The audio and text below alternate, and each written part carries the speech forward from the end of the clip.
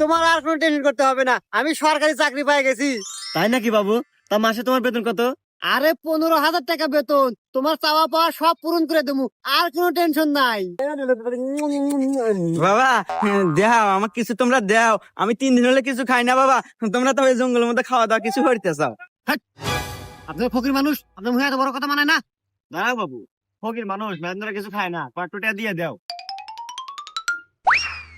এই ফকিরের নেই জঙ্গলে এসে শান্তি নাই, এই বিক্রি কয়টাই না জানি কামাই হারান। কামাই তেমন নাই বাবা, এই যে নির্বাচন এসে কামাইয়ের বাজার কমে গেছে, হরি 1000 পাশে। মাসে 5,000?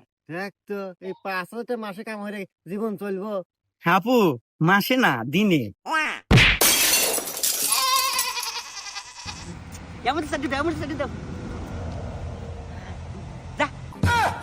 হুমন্দি করলো কি রে?